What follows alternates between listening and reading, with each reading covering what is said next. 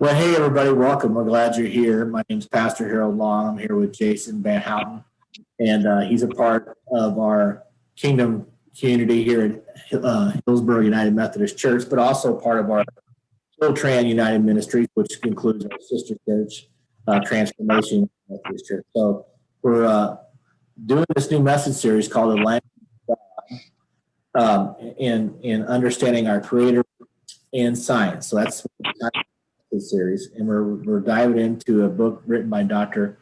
Francis S. Collins, and this is a scientist, coming from a perspective of arguing for that his reason for belief as a scientist, and this is what his book's all about.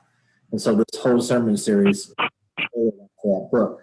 But I wanted to have a conversation piece because we have Jason with us. Jason is a member of our kingdom community, and Jason teaches science. So this is part of his education. He's got a lot of education in this field. And so we're going to talk about that. I want to have him introduce himself, tell us a little bit about him, and then I'll have some questions for him. We'll just go back and forth with. So we're just glad Jason agreed to do this. A lot of people have known Jason and his wife and his family for a long time. I've only been here since the end of June, so I'm just getting to know Jason better and better. And then, of course, we're right in the middle of COVID-19. So we don't get to spend a ton of time, but because of Zoom, because of daily devotionals and different groups that he's been a part of, we've gotten to know each other a lot better. So I'm excited that he's agreed to do this. I think it'll be exciting for our church to do things like this as often as possible because it helps us get to know each other better. It helps us learn from each other. I learn as much as anybody. It's an old saying that God doesn't bring two people together to only bless one of them. So I know I'll be blessed by this as much as anybody. Anyway, with that, Jason, I just want to introduce you, which I have a little bit already, but I just want you to tell the audience and everybody listening today more about you, where you come from, just a little bit of your backstory, where you grew up, where you went to school, and how you ended up where you're at today. All right. My name is Jason VanHouten, as you've heard. I actually grew up in a small town in East Texas called Gladewater. I lived in the same house my entire life until I moved out when I got married. I went from kindergarten through 12th grade to at the Gladewater Independent School District. There I was in many things. I played football, I played baseball, I managed basketball, too much running. I also was in drama and band. I didn't want for experiences in school. I had a pretty easy childhood, as a lot of people don't have. I was very blessed my whole life. I went to college at Iowa Wesleyan College in Mount Pleasant, Iowa. It's a Methodist school in Mount Pleasant, Iowa. I had majored in biology. I wanted to teach. I always wanted to teach. However, I didn't always want to teach science. I originally went there to teach social studies. But on my first meeting with my advisor, I said, he goes, "What do you want to do?" I said, "Mr. Molman, I want to teach social studies." He said, "Well, here at Wesleyan, we don't have a history major." So I said, "What do you got?" He said, "Science." I said, "Let's go for it." So I wasn't even planning on being a science teacher. I did my undergraduate work there. And from there, I met somebody else that by the name of Jeannie Beal. After our graduation, we got married. And both of us were in education. Neither one of us got a job our first year out. So I spent a year just doing, I worked at a factory. I worked at the proverbial McDonald's. But McDonald's helped out because it actually gave me time off to come down here to Grandview for an interview. I answered an ad in a paper up in Iowa for the little Grandview down here, and I've been there ever since. I've taught at Grandview, and that was 1994. In Grandview, I've taught 7th grade science, 8th grade science, and that changes depending on what type of science you teach. Most of the time, it's been life science for 7th grade, and 8th grade has been earth science. I've also taught high school biology, high school anatomy, zoology, the study of animals, botany, the study of plants, environmental science. And now I'm actually the only sixth, seventh, and eighth grade teacher at Grandview. We have very small numbers, so I'm able to do that. As sixth grade is physical science. It's like sixth grade is earth science. It's seventh grade is life science, and eighth grade is physical science, kind of like a watered down eighth grade version of physics. We started going here probably in '95, and Crystal was still very small. I got the job at Grandview when she was about 3 to 4 months old. So she's lived in Missouri most of her life. She was born in Iowa. A few years later, Cheyenne showed up, and that's pretty much me. I've done some graduate work in educational administration. I went to Missouri Baptist for a master's degree in educational administration. I got a specialist degree there too, and then I also was able to obtain a doctorate from them in educational leadership. Fantastic. And I've been in the same district my entire career. I've got probably 2 years, and then I'm fully vetted for retirement, and hopefully, I'll be in the same school district my entire career. That's fantastic. That's something you don't hear a lot of, I guess, anymore today. I mean, as much as I did when we were younger, for sure. But that's exciting, and I know you're committed to your family and committed to your faith community and your school, and all that's evidence and by what's around you and the things that are going on in your life. So I want to dive into this material. And lastly, we kind of just introduced the book, this book and this argument that Dr. Collins put forth that you can be a scientist and God, basically is his premise. He wants to provide evidence for that. He wants to argue that you can do that.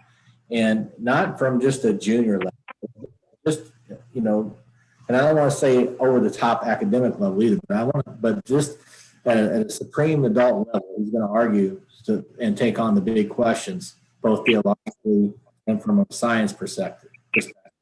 And so last week I titled the message, "Why do you believe in God?" I think it's one of the most important questions that any of us ask. I think the biggest question is there? I think not only for a scientist, but just as a human being, is there a God? And if so, then why? And if I claim to believe in this God or this power in myself, or this higher power, this supernatural power, this divine intelligence, intelligent design, however I want to frame it, if I choose to believe in that, why? Why do I believe in God? So that's what the question I want to start out with you, Jason, is why do you believe in God, especially if somebody is grounded in education and science in the background you have? Why do you believe in God? That's a good question. The book talks about how just saying faith is sort of I have faith is sort of almost a cop out. Well, at least that's the way I interpreted the book. I don't know. I mean, I've seen many different things that have too much of a connection. I have, and this is my personal life. It's not necessarily even my science related fields, but I've seen too many things where it doesn't seem like just chance happened there. Science is supposed to be grounded in data. Show me that data. You make a hypothesis, you test that hypothesis, and then you review that data, and then you have an answer. But it's very hard to put your finger on one thing and say, this is the reason why there is a God, or this is the reason why there's not a God. And so I like to think, analytical mind. My wife might disagree with me there, but I think I see stuff where it's not just, it's can't be happenstance. Is there such a thing as coincidences? I do think so. But too many times I've seen a pattern of things happening in a certain way for there not to be one. Yeah, very good. I think that's a fair answer. And I would say the same thing. I mean, from where my life was and where it's at today, I don't need any more evidence than that personally because of what God's done in my life. But prior to that, it's just the evidence there. And if I looked hard enough and I could explain it away, and science couldn't explain it to me. I mean, science would try, but at the end of the day, they couldn't. When you ask the question, how did this all get started? I don't know. That's the $1 million question, and I remember asking my mom that, how did we get here? God. Well, who made God? God just always was. I never was happy with that answer. Still not happy with that answer. But that's the only answer there is. And nobody's been able to come up with anything past that other than just, some frothy appeal to how this might have happened. But again, at the end of the day, you have to take it on faith. But I believe, but I know a lot of thinkers, not just scientists, but just people that are heavily gifted with intellect struggle. And in the last data I looked at for scientists, it probably averages somewhere less than 40% have any kind of faith, belief, or tradition. Most of them would claim, not necessarily that it's true based on how they live their life and carry themselves, but they would claim that they're agnostic or atheist, that they're not for God, against God. They definitely can't, or they just don't believe in God altogether. I mean, it's just because their intellect sometimes is their own worst enemy. Has there ever been a time in your journey as a scientist, teaching science and education and being in that field every day of your life, has there every time that your faith's been challenged by science?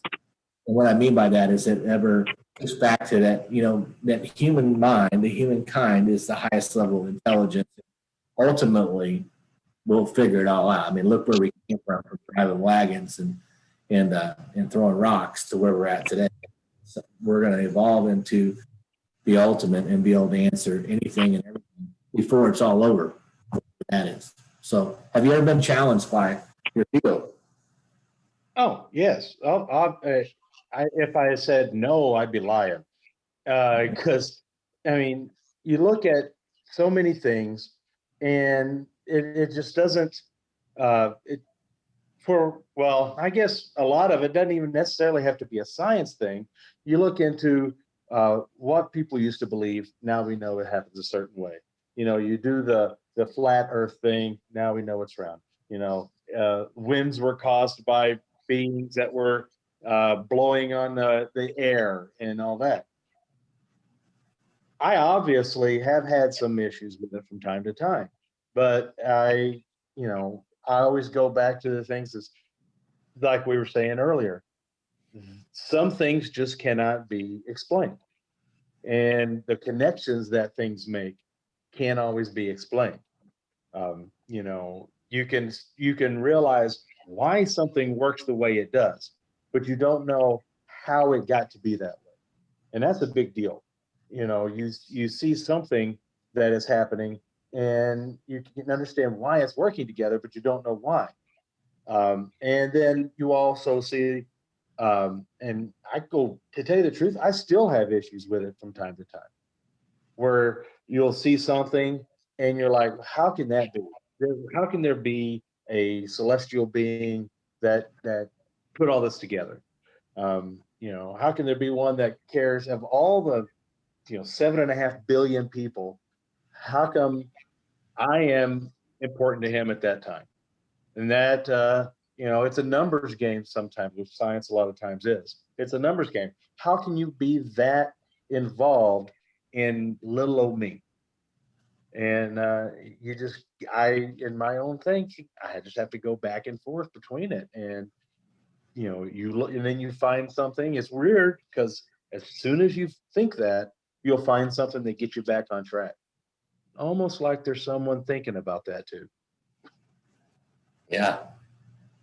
Yeah. And so that kind of just is a great segue into our next question I have for you, and that is, have you found yourself throughout your life in education and science and as a believer, or you've shifted from I'm a believer I'm not so sure. No, I don't think I really believe in this God thing. I think I'm more of a, intellect science guy to shift around in your journey through life. Have you experienced that? I mean, Dr. Collins lists that up, that he lost his faith when he went to college, which is uncommon. I mean, that's pretty common in today's culture, whether you're a scientist or not. You can do if you've been riding your parents' coattails, or your faith is really grounded in a group instead of an individual personal relationship. It's easy to dismiss that, or just once you get pressured by people who don't live or think the way you do. So he had that experience where he wavered from a Gnostic, from a believer, or at least a traditionalist, to an agnostic, to flat out atheist, and then made the shift back to believer. He's been there ever since. Have you experienced a similar journey for yourself? Well, yeah, because I went to church from time to time. When I was growing up, my immediate family was not real religious. They loved to sing the songs. They grew up my mom and dad grew up in very religious households.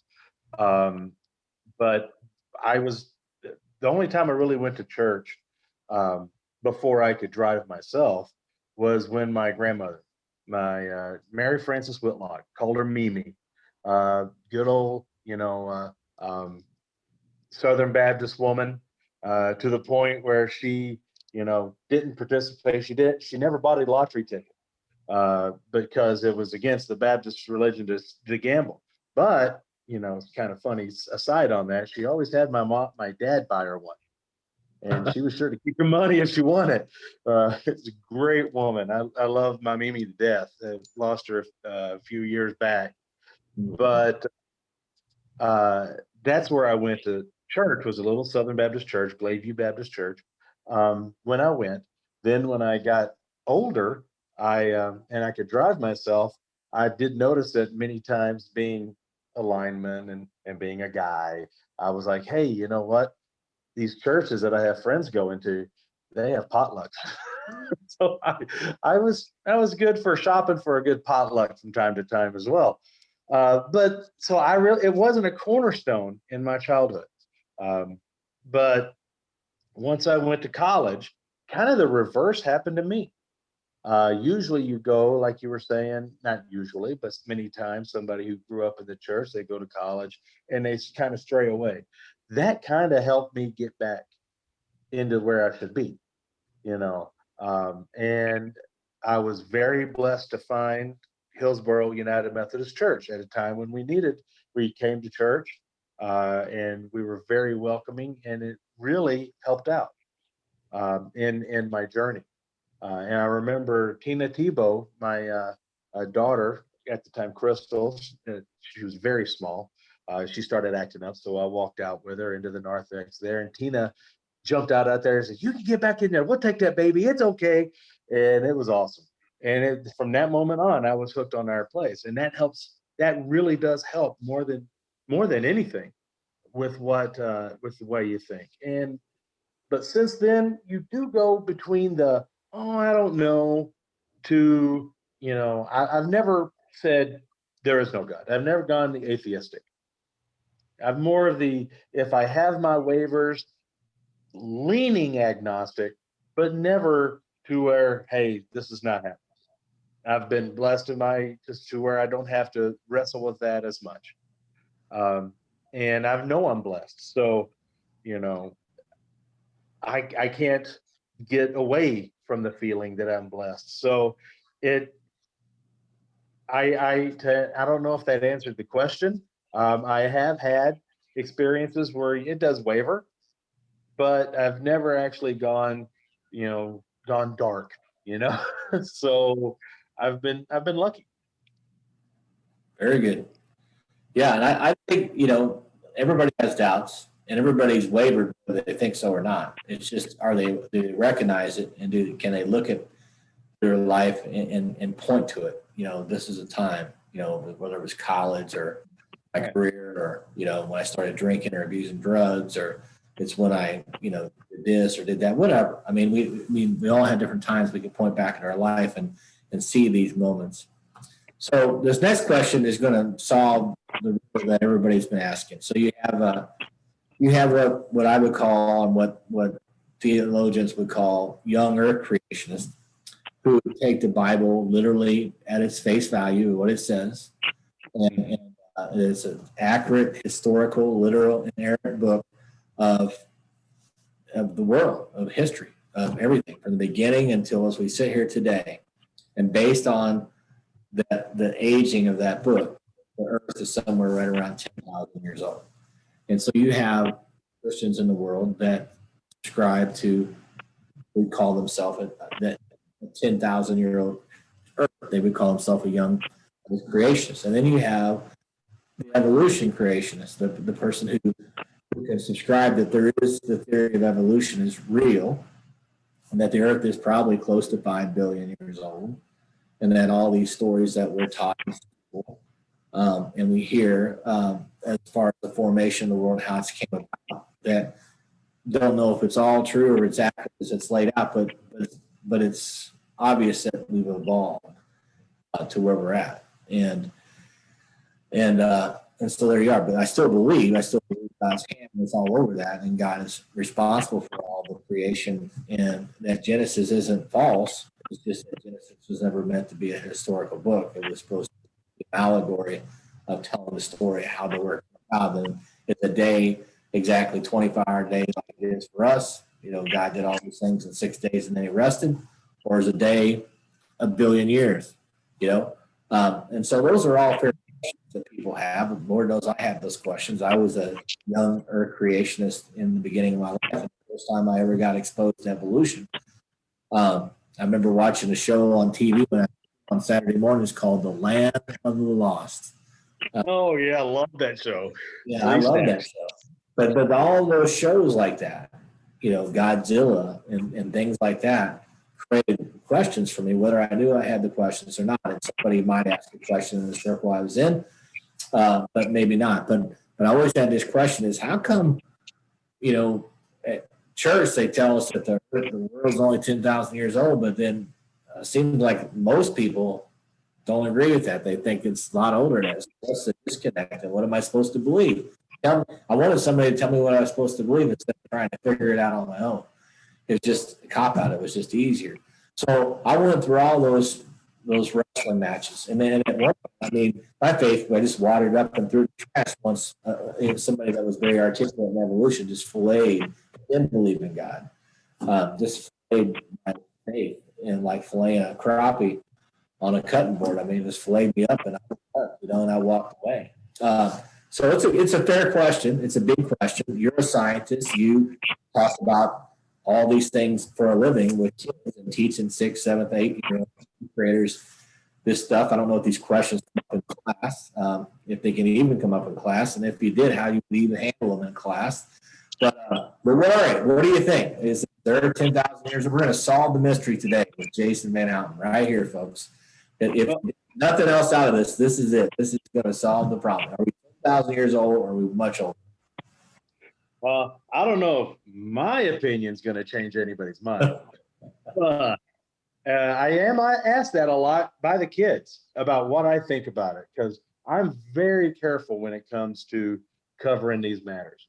Whenever I talk about anything that the text says happened 10 million years ago, or when, here recently we did that with the Earth, with my Earth science classes about the age of Earth and the stages like the Precambrian period and stuff like that.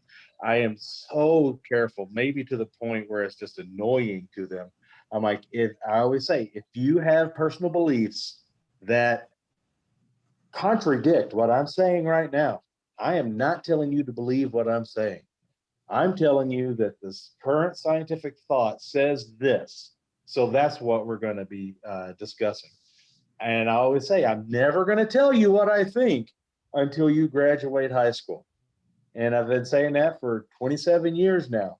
And in that whole time, I've had 4 kids come up to me after they graduate high school and ask. So if there's this might ruin my whole gig with that if I say it. But but I really do ascribe to the notion, the second that you were talking about, where it's not 10,000 years in my estimation. Um, I've always said that exact thing what you just said. How long is a day to God? You know, it what is it 24 hours? Is it, a billion years? Who knows how long a real day is to God? So it's very hard for me to go away from the evidence of all of the mineral um, radiometric dating, all of the where you have proven half-lives of elements, because uh, elements have different half-lives where they give off part of their protons in this time, and you can see how old something is by looking at the elements themselves, and how long you can look at their half-life and tell how many of those that there are. They change into different elements. So you have it's very hard to go against all that data. If nothing else, dinosaur fossils, where did those come from? Although one of my favorite Far Side comic books, my comic strips did have a picture of Noah's Ark going off, and it was raining, and the dinosaurs, T-Rexes looked at each other and goes, "Ah, was that today?" So I kind of like that one. But other than that, there's so many fossils, there's so much evidence uh, that it's been longer than that. Um, and God gave us the ability to find those things, to find those clues, to put it together. Gave us the intuition to try to figure this out. I don't think it's, of course, it's my belief, so I don't think it's blasphemous. Some other people might have different ideas, but I am an old earther, I guess you could say. And it just and I actually asked that exact question at one of the very few times I remember anything from Sunday school, from when Mimi took me to Sunday school to Gladeview Baptist Church in Gladewater, Texas. Was I asked him about? I asked the teacher, who happened to be it was Brother Bill. He was the actual pastor at the time, and I asked Brother Bill. I was like, he he started talking about the young earth. And I said, "Well, what about dinosaur fossils?" And he just looked at me and said, "Those were put there by Satan to confuse us." And I was like, "Well, I don't know what to say about that." He was 100% sure that it was a young earth, and there's no denying any evidence. All evidence to the contrary was satanic in origin. But there, and so and I had to think about that at that time too, because I've always been a bit of a nerd. I know it's no surprise to anybody. I've always been a history nerd, a science nerd. I've always liked to learn about stuff like that. So that took me back a little bit myself. But yeah, in a nutshell, I am an old earther. Um, you know, 6.5 billion years is one of the ones that we've heard here recently a lot too, and divided up into different eons and epochs, and that's our tool to divide that up. But so we can better understand how things worked. And so, yeah, in a nutshell, I'm an old earther. Yeah. So, well, I am too. And, but at the end of the day, I don't really care. Yeah, I mean, it doesn't matter. it doesn't matter to me today. I mean, it just doesn't matter. If it's 10,000, it's 10,000. If it's 6 billion, it's 6 billion. Right. What matters is, do I believe God created it? Do I believe there's a God? And so there is. And so I don't have to know. It's the old saying. I'm not going to sit around. I don't need to know everything about electricity. And I'm not going to sit in the dark until I do. You know, I just know that it works, and I enjoy electricity. And I know that God's real, and I enjoy God. But I'm not. I don't have to get lost in that stuff. I don't have to be right. And so that's the box of certainty that we talked about. Last message series, we were in finding God in popular culture. It's that temptation to put God in a box, and if it doesn't fit there, then it's from Satan. It's evil. It's lie. It's not true. I don't have to get caught in that trap anymore, and it's a very liberating space to be. But I know for a lot of people, they still wrestle with it. Just like I wrestle with it because it was what I was embedded in. I didn't ask for it, what was given to me. And so I took it at face value that it was true. And then got a lot of pushback, and it caused me to lose my faith ultimately. I was able to get back to it. But as I became because I'm a nerd, especially when it comes to theology and arguing these and philosophy and those type of things. And so when you look at the books, that there's a lot of people, and I'll talk about this sometimes, and I'll even preach about it sometimes, and it freaks people out. It ruins their faith. Some of them come and say, "Well, you just ruined Genesis for me," because when they discover that there's books older than Genesis, a lot of people, myself being one, thought the Bible was the oldest piece of written literature in recorded history. To find out there's probably close to a dozen books that are definitely confirmed to be older than the Bible. And many of those, the Epic of Gilgamesh is one of those. And and there's some of these books that have flood stories and creation stories. Mm-hmm. So this epic allegory type, Near Eastern, how they used to tell stories back in the day, obviously influenced a lot of the story writers. And so when you look at those pieces of literature and compare it to the Bible, you can see that there was influence there. They're definitely influenced how to articulate the story about God. And so you have other books with flood stories and creation stories, and how do you make sense of all that? And all right, real. This isn't just pie in the sky stuff. This is stuff you can real. Just Google it. Books older than the Bible, you'll find a dozen that are confirmed older and have a lot of parallels to the Bible. So what is that all about? So I don't think you need to get lost in that, but I think it's worth knowing, and it might help you wrestle with some of your stuff. It may create a few more doubts for you initially, but I think if you grow in your faith, it'll help you. So if you're struggling with this, if you're watching this and you're a 10,000-year-old creationist, or you're an atheist and believe in evolution, or you're an old earth believer like Jason just calls himself, or old earth guy, wherever you're at on the spectrum, it's okay. Today it's just going to come down to, do you believe there's a power greater than yourself? We choose to call God. Do you believe that? And if so, what does that mean for you personally? What does that mean for your life? What does that mean for your family? What does that mean for your purpose? Those are the bigger questions that we'll dive into throughout this book and throughout this time together we have with Jason.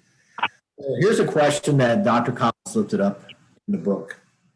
And I should say this about Dr. Collins quick. And you can always correct me, Jason, if you interpret it a different way, but I mean, we're just doing the introduction today. But so your knowledge and background is really going to come into play with deeper and deeper into this stuff. But he's definitely an old earth creationist. I mean, he's not going to subscribe to a 10,000-year-old model. I mean, he's definitely an evolution guy, believes in it, and his faith is built on it. So I'm sure he's going to unpack more of that in the book as we get going into it. Those questions are going to come up, and how do we wrestle with that? I'm sure. But he asked this question, and he gives his answer, but I'm going to ask you the same question. Do you believe there's a conflict between science and God? I think there's a conflict between humans and God more than science and God. Wow. Because it's us that it's as either as scientists or as Christians, or whatever religion, that is more of an issue to me than between science and God. It's our interpretation of how things work. It's the science is there as either this is happening or this is not happening. Your faith is there as either this is happening or this isn't happening. It's us that get in the way, not the science, really. And it's, like the conflict between different religious groups, even. It's not God's word that's in the way, it's us. And I really think that's what happens with science and Christianity, and science and religion, science and God, is that it's the way that we interpret things, and it makes it easier for us to justify our thoughts and our beliefs, or even our prejudices, that gets in the way more than science does. Yeah, well, that's a great perspective. That's something that everybody should think about. Ponder that. I couldn't I couldn't agree with you more on that. I don't think there's a conflict from what I can see today, and even prior to ever picking up this book, just what I've studied and what I've learned from watching Discovery Channel and reading books and hearing other great articulate speakers from the science world, the world of science, and also from the world of faith speak about it. My sister is a science teacher. My sister Cynthia, uh, who's been in the Catholic school system her entire life, other than maybe a year or two in the very beginning. But she's retired and works part time now, back teaching science. I think to eighth graders. But she was a science teacher for many, many years and a math teacher a little bit, but mainly science. And then she became a principal and worked as a principal for a long time and then retired. And like I said, today she's still teaching part time um, as a science teacher. So I learned a lot from her in how strong her faith is. She is the spiritual leader of our house, of our family, especially since my mom has been gone now for about 5 years. And but she was that before that. She's always faith her entire life. She's never wavered from it. And she's an amazing woman, one of the most spiritual women that I know. So she does have no conflict between science and God. It mends very well for her and for me as well. So, and it does for Dr. Collins. And so I think you should be excited about this series and about this book is that you can get excited about both. It isn't like one against the other, war of worldviews, although that'll be our message for tomorrow, the war of two worlds and looking at those wars and the arguments on both sides trying to argue for or against. And so we'll unpack a lot of this stuff as we go through this. So I want to conclude with two questions. And this is really just from your perspective. And this is questions that I would encourage everybody to wrestle with and just ponder and try to come up with an answer that makes sense, that you can articulate. If someone asks you, if you're sitting at an airport and you got 2 hours before you catch your next flight, and you're just sitting there, and somebody asks you this question: why do you think the universe came to be? Why do you think there's a planet Earth? Why? Oh, why couldn't you started with an easy question like this? Gosh, I have no idea. I mean, that's the thing that we're always trying to figure out how, as science, we're always trying to figure out how, the Big Bang theory versus the oscillating theory versus the slow growth theory. There's lots of different theories. The most prevalent right now scientifically is the Big Bang theory. But they're always worried about how, but you don't really ask why in science anyway. That's for us as Christians, really, because in my estimation, again, the scientists just wondering how this works. What's the mechanics? What happened, and then what happened, and then what happened? That whole pesky thing is why are we here? That's just for other people to worry about. I I say we're here. The universe was made because God wanted it there. I mean, why is there a TV in my living room? Because we bought one and put it there. That's kind of the way I feel about, why the universe was made. Um, it, I can't ever, you know, figure out. I can't ever figure out why. It's just it happened, and we got to do the best with everything that we have.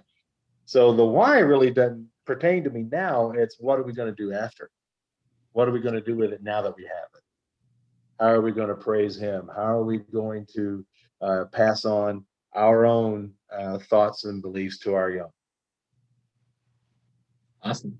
Well, and that's a great question. And I don't, when somebody pushes against me with the Big Bang Theory, I said, I don't have any qualms with it.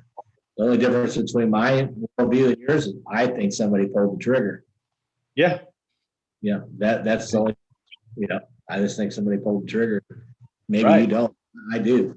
I think somebody lit the fuse, pulled the trigger. The Holy Spirit is what we call, when the Bible in Genesis says the Spirit hovered over the earth.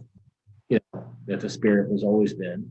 That could be if you're looking for the TNT or the dynamo, to behind it all, that's that higher power, if you want to call it, that charge, that Right. spontaneous charge. To me, that's the Holy Spirit. What was you going to say? Well, I mean, and when you're saying that somebody pulled the trigger, remember, we're not even sure. It's it's the Big Bang Theory. It's more than a TV show. But the Big Bang theories have been proven wrong since it started, and that's the idea of them. They they are what is believed happened until new evidence proves otherwise. The theory, it's the easy one to go to, the theory of the flat Earth, which, by the way, was not necessarily disproven by Christopher Columbus. Ancient Greeks knew that the Earth was round as well, and it was just different interpretations as you go. But different theories happened to explain what they knew at that time, and when new evidence came up, those theories are changed. Yeah. Like the structure of the solar system used to be thought that Earth was the very center of the solar system of the universe, and everything moved around it. The Copernicus, and thinking about this, you had a whole bunch of people going through trying to figure this stuff out, and they finally came up with the idea that Earth is not the center, that it's actually going around the sun, and that helped explain many things. So these theories are here, but who's to say that there won't be something else coming up later? Yeah, I wouldn't. Nothing surprises me. I just think when they do, it's still all going to point to God. Oh yeah, I mean, it's like you said, somebody pulled the trigger. However it happened, Yeah, somebody was there and said, "Hey, let's do this," and it was good. Yeah, but to the question of why did the universe come into play, I think what your illustration on the TV is that God obviously wants to be in relationship. Mm-hmm. That's what I would conclude, that God wants to be in relationship, and He created the earth for that reason, to be in relationship, not with just human beings, but with life, because there's so much life on earth. From the ground up. So you just pick up a handful of dirt, and numerous, countless organisms inside that handful of dirt. I mean, just go on and on and on and on. 13 trillion, probably some species running around the planet, if not more.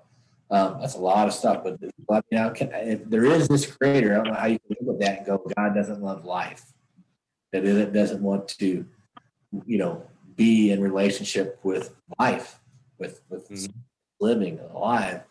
And if you believe what Genesis tells us, which I do, and that is that God never meant for us to perish. Death was never part of the plan. We were just to be created and exist and live. And so I guess my answer to that question, personally, theologically, would be that God created us for a relationship. So He created the entire earth, and not just humans, but all creation. That would be my answer to that. So, but moving to our last question. What is the purpose of humankind?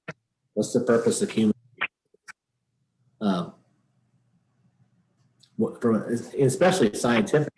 What would be the science answer to that? The purpose of humans? Why did we evolve? What did we evolve out of monkeys, or however we evolved? Why did we evolve, and what's the purpose of all that? Well, I might be bringing it down too far on that, but for humans, scientifically, in my view, scientifically, we're just another species.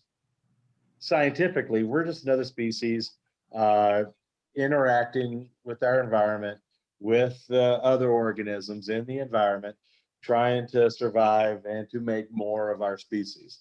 That's, for most of the living world, that's the big drive: survive and make more of it. And scientifically, that pretty much is the way that we are built. We are built to survive. We have the brains to come up with, and also great things. We have this thumb right here that allows us to manipulate our environment in order to survive, in order to make more of our species. Now, and so, like I said, scientifically, that's pretty much it in my estimation. It's not like, you know, the scientifically you're looking at being the apex. It's just what happens to be what we used. Again, I'm doing the scientific side here. Our brains gave us the knowledge, gave us the intuition to learn how to do things. Our natural tools gave us the ability to manipulate our environment to where we can survive more and to flourish. And go back and forth between that and my theological idea of why we are here. uh, we are here in my theology in order to take care and to have that relationship with God, in order to take care of the world and have a relationship with God. That's Yeah. pretty much the way, and that's not that's boiling it down to the essential right there to me. Well, I think that's right, though. And Genesis tells us that humankind was created to have dominion over the earth and all of its resources. Um, and we can argue all day whether we failed at that or we haven't, but the reality of it is that's what the Bible tells us, that we're to have dominion over. It means that we're not supposed to overpower it and use it selfishly, but we're supposed to take care of it. We're supposed to be caregivers as you lift it up. But I believe it all goes back to the same question I just asked you, and it's that God created us for relationship. And we might be the highest form of relationship. I don't know that. It seems that way. We're definitely the only species that I know of that does a lot of the things that it does. Although I just discovered that there's a thing called, or not a thing, but a creature called a mole rat. And mole rat and mole rat males and humans all have a common characteristic. And actually, I'm going to write a devotion about it in a few days, about the mole rat philosophy. So you'll have to see what that looks like. I'm not going to reveal it here, but I'm going to ask two fun questions as we close out. So question number one: if you could ask God one question about science, you have one question to ask him. This is the ultimate question. One shot. What is your question for God from a scientific perspective? What is the one question you would ask God? Oh my goodness. Goodness gracious. The one question you could ask God about science. Oh goodness. Probably just, we kind of touched on it there. How does it all fit together? How do we fit in the whole thing with the world? Not with your relationship with you, but what is our clandestine with how things will fit together with the world? And also every once in a while, you might say something along the lines of, you know, is there a chance for me to turn lead into gold? I'm asking for a friend. All right, fine. And I got one more question for you. Since you have a Star Wars shirt on, and I know you must be a Star Wars geek to have that Star Wars shirt on.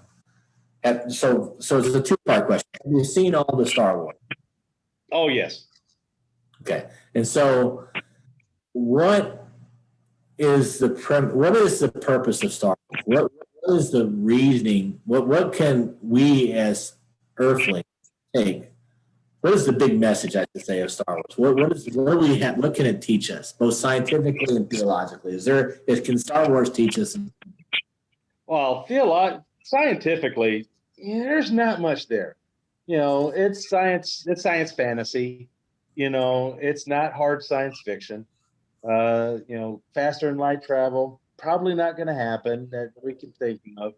Uh, Lightsabers, no, I don't think so.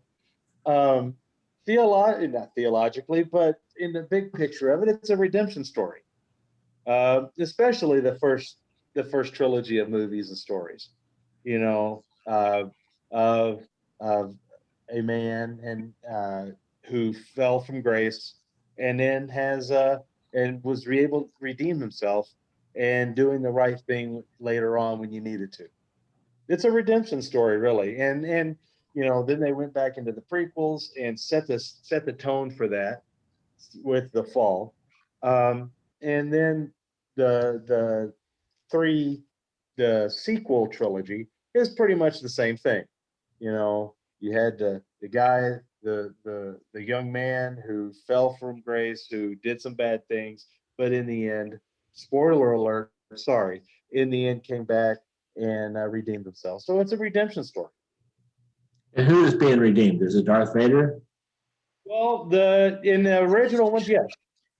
In the original ones, that's in the sequel ones, it was Kylo Ren, but it's the same bloodline. You know, it's a bloodline. I wonder where they got the influence for the redemption story. I wonder where that came from. Oh, gee, I don't know.